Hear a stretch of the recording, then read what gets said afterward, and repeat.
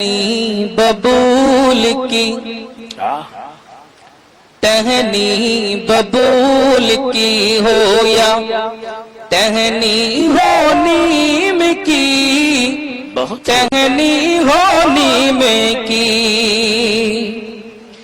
ٹہنی ببول کی ہو یا ٹہنی ہو نیم کی، ٹہنی ببول کی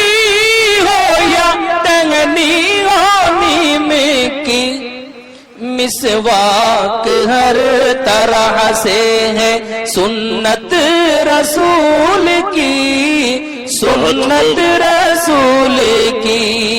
حضرت مولانا آصف امانت اللہ ثانی کے نام سے یاد کرتے ہیں۔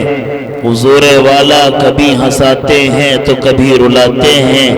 میرے بھائیوں، بہت دور اور دیر کا سفر کر کے حضور والا تشریف لائے، سفر کی دقتیں صعوبتوں کو برداشت کر کے حضور والا ہمارے اجلاس کی زینت بنے۔ میں دل کی گہرائیوں سے حضور والا کا استقبال کرتا ہوں، اہلاً و سہلاً و مرحبا، خوش آمدید کہتا ہوں۔ اب بلا کسی تاخیر و تمہید کے میں کرسی خطابت پر حضور والا کو دعوت سخن دے رہا ہوں کہ کرسی خطابت پر جلوہ گر ہو کر اپنے ملفوظات عالیہ سے ہم سب سامعین کو مستفید فرمائیں۔ لیکن حضور والا نے ایک پرچی میرے ہاتھ میں تھمائی ہے کہ 10 منٹ کے لیے میں حضرت مولانا شاہد صاحب جو حضور والا کے ہم سفر ہیں انہیں دعوت سخن دے رہا ہوں، تشریف لائیں اور اپنے خطاب سے ہم سب سامعین کو مستفیض فرمائیں۔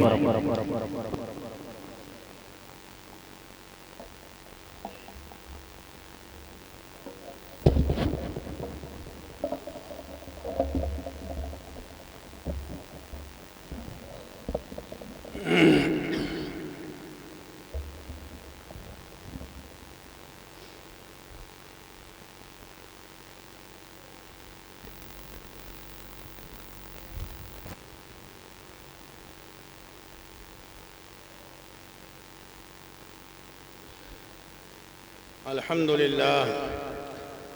لله نحمده ونستعينه ونستغفره ونؤمن به ونتوكل عليه ونعوذ بالله من شرور أنفسنا ومن سيئات أعمالنا من يهده الله فلا مضل له ومن يضلله فلا هادي له ونشهد أن لا إله إلا الله وحده لا شريك له ونشهد أن سيدنا وسندنا ونبينا محمدًا عبده ورسوله فأعوذ بالله من الشيطان الرجيم بسم الله الرحمن الرحيم قال الله تبارك وتعالى وما أرسلناك إلا رحمة للعالمين صدق الله العظيم۔ بزرگان محترم، عزیزان گرامی، عزیز طلبہ،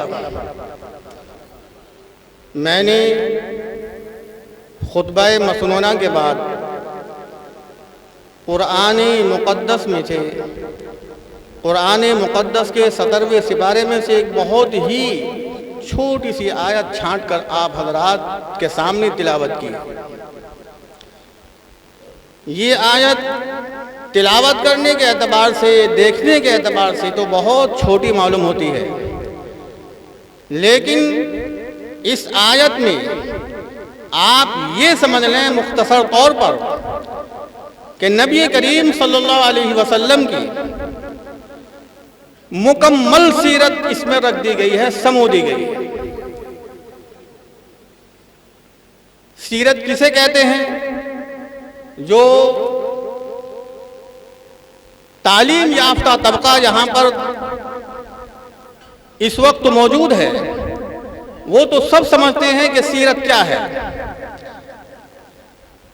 چند الفاظ میں اس کو بھی بتلا دوں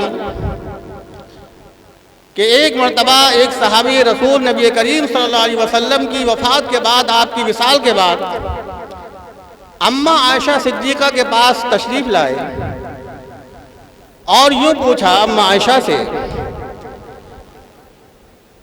کہ امی جان آپ ہمیں یہ بتلائیے کہ جناب رسول اللہ صلی اللہ علیہ وسلم کی سیرت کیا تھی. سیرت کے بارے میں سوال کیا کس نے؟ صحابی رسول نے. تو اما عائشہ نے جو جواب دیا وہ بہت ہی سننے لائق ہے. یوں فرمایا کہ کیا تم نے کبھی قرآن نہیں پڑھا؟ کیا تم نے کبھی قرآن کی تلاوت نہیں کی؟ کہنے لگے کہ ہاں تلاوت تو کی، قرآن پڑھا بھی. کہ تو بس جتنا بھی قرآن الف لام میم سے والناس تک ہے سارا کا سارا قرآن آپ صلی اللہ علیہ وسلم کی سیرت ہی تو ہے، اور آپ صلی اللہ علیہ وسلم کی ساری زندگی جو ہے وہ قرآن ہے. یعنی قرآن اور نبی کریم صلی اللہ علیہ وسلم کی مبارک زندگی یہ سب قرآن ہی ہے. یوں فرمایا. اس کی چند مثال کے طور پر میں آپ کو اس سیرت کے متعلق ایک واقعہ عرض کر دیتا ہوں تاکہ سیرت سے کچھ رابطہ ہو. ایک مرتبہ مکی زندگی میں آپ کی، جس وقت آپ مکے میں تھے اور ہجرت کا حکم جب تک نہیں ہوا تھا، یہ اس وقت کا واقعہ ہے کہ ایک شخص دیہاتی بدو قسم کا آدمی وہ دیہات سے اپنے کچھ جانور بیچنے کے لیے مکے لایا. جب جانور وہ بازار میں لے گیا تو ایک شخص نے اس کے سارے جانور خرید لیے، لیکن اس کی قیمت اس کو نہیں دی اور اس کو یوں ہی بغیر قیمت کے تنہا چھوڑ دیا، اور جانور سارے اپنے سپاہیوں نوکروں کے حوالے کر دے کہ جاؤ میرے استبل خانے میں باندھ دو ان کو. اب وہ شخص تو پریشان کہ میں مکے میں آیا ہوں، یہ شخص سارے جانور لے کر چلا گیا، قیمت ایک ڈھلا اس نے نہیں دی مجھے. اب وہ بڑا پریشان کہ کروں تو کیا کروں.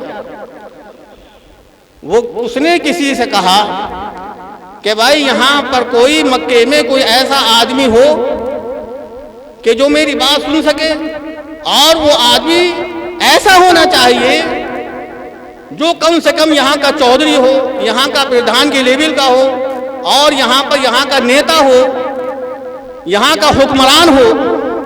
ایسا آدمی مجھے بتلائیے تاکہ میں اس کے پاس جا کر کے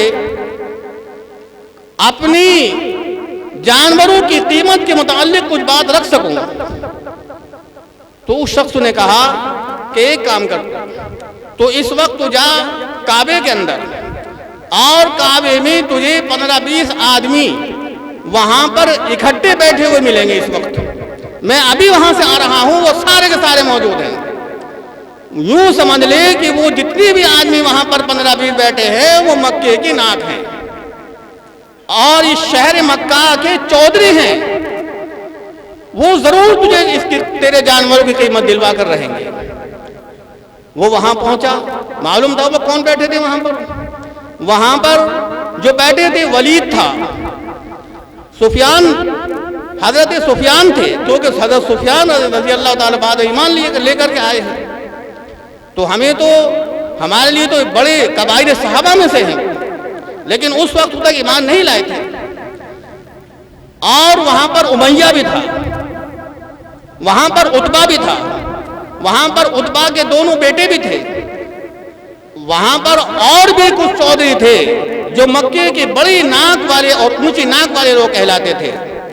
اس نے جا کر کہا کہ میں آپ کے درمیان اس لیے آیا ہوں کہ ایک شخص نے میرے جانور بغیر قیمت کے مجھ سے لے لیے اور مجھے ان کی قیمت نہیں دی اور ہانک کر اپنے گھر لے گئے. میں یہ چاہتا ہوں آپ سب چودھریوں سے کہ آپ مجھے اپنے جانوروں کی قیمت دلوا دیں. وہاں پر چونکہ امیہ تھا، امیہ ہی بہت بڑا چودھری تھا مکے کا. امیہ کھڑا ہوا اور اس کو اپنے بعد بلایا، اس کے کمر پر ہاتھ رکھا اور یوں کہا، معلوم ہوتا ہے کہ تم دیہات سے آئے ہو، بدو ہو؟ کہ جی ہاں میں دیہات سے آیا ہوں، جانور بیچنے کے لیے لایا تھا. تو تم یہ بتاؤ کہ وہ کون شخص ہے کہ جس نے تمہارے جانوروں کی قیمت تمہیں نہیں دی. یہاں پر جتنے لوگ تم یہاں پر بیٹھے ہوئے دیکھ رہے ہو یہ سارے کے سارے وہ لوگ ہیں جو مکے کے بڑے چودھری ہیں, مکے کے بڑے نیتا ہیں, بڑے لیڈر ہیں. اس نے کہا کہ وہ شخص کہ جس نے میرے جانور لیے ہیں وہ مجھے قیمت نہیں دی, اس کا نام ابو جہل ہے. بھائی ابو جہل نام نہیں تھا اس کا, ابو جہل تو اس کو لقب دیا تھا ہمارے نبی نے, کیونکہ جہالت سے بھرپور تھا, جہالت سے بھرپور تھا. نام تو اس کا ابو الحکم تھا. اب یہ بات جب امیہ نے سنی تو امیہ حیرت زدہ رہ گیا کہ اوہو, یہ تو نام بھی ایسے شخص کا بتا رہا ہے, ایسے شخص کا بتا رہا ہے جتنے بھی ہم چودھری یہاں پر بیٹھے ہیں وہ تو ہمارے بھی سب کا چودھری ہے, لہذا ہم اس سے کیسی قیمت دلوائیں. بڑا پریشان ہو گیا امیہ. کہنے لگا ادھر آدر کو دیکھ کر کے کہ ہاں میں تجھے ایک راستہ بتا دیتا ہوں, اگر تو نے اس راستے پر عمل کر لیا تو مجھے پورا یقین ہے کہ تجھے تیرے جانوروں کی قیمت ضرور مل کر رہے گی. اب یہ دیکھیے کہ کس کا نام بتلایا اس نے, کس کا نام بتلایا اس نے, اور اس کے ساتھ ساتھ یہ بھی سمجھیے کہ اس ذات کی طرف اس نے بھیجا کہ جس ذات کے وہ سخت دشمن تھے, جس ذات اقدس کے وہ سخت دشمن تھے. تو اس وقت تو کعبے کی دیوار سے ملتزم کے پاس نبی کریم صلی اللہ علیہ وسلم تشریف فرما تھے اور کعبے سے ٹیک لگائے بیٹھے تھے. فرمایا, کہا اس امیہ نے کہ جا وہ جو سامنے شخص بیٹھا ہے اس کے پاس چلا جا اور اپنا مدعا اس کے پاس جا کر رکھ دے, مجھے امید ہے کہ تیرا کام حل ہو جائے گا, تیرا مسئلہ حل ہو جائے گا. وہ گیا, جا کر کے اس نے اپنا مدعا پیش کر دیا, اپنی بات رکھ دی. نبی کریم صلی اللہ علیہ وسلم نے اس سے یہ نہیں پوچھا کہ تیرا نام کیا ہے, اس سے یہ نہیں پوچھا تیرا مذہب کیا ہے, اس سے یہ نہیں پوچھا کہ تیری برادری کیا ہے, کچھ نہیں معلوم کیا. اور آپ نے فوراً فرمایا کہ ہاں تو میری مدد چاہتا ہے, تو میرے پاس مدد کے لیے آیا ہے, تو یہ چاہتا ہے کہ میں تیرے جانوروں کی قیمت تجھے دلوا دوں, لہذا میں اس کے لیے تیار ہوں. اور آپ اسی وقت وہاں سے اٹھ گئے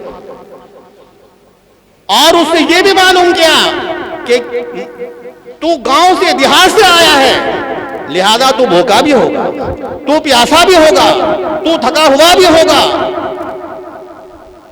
کہنے لگا کہ ہاں یہ سب کچھ بات ہے, میں 3 دن ہو گئے مجھے کچھ کھائے پیے, یہ بات بھی سب کچھ درست ہے, بالکل صحیح ہے. تو نبی کریم صلی اللہ علیہ وسلم اول پہلے میں اس کو اپنے گھر لے گئے, اپنے مکان لے گئے, مکان لے جا کر اس کو ہاتھ منہ دھلوایا اور اس کے سامنے جو کچھ بھی کھانا تھا وہ اس کے سامنے پیش کیا. جب وہ کھانے سے سیر ہو گیا اور اس کا پیٹ بھر گیا, اس کے بعد نبی کریم صلی اللہ علیہ وسلم نے فرمایا کہ اب میرے ساتھ چل. آپ صلی اللہ علیہ وسلم ابو جہل کے گھر گئے. دیکھیے ابو جہل کے گھر گئے. آپ اس کے درمیان ایک بات اور سمجھ لیجیے, وہ یہ کہ امیہ نے نبی کریم صلی اللہ علیہ وسلم کے پاس کیوں بھیجا تھا, کیوں بھیجا تھا, اس میں کیا راز تھا.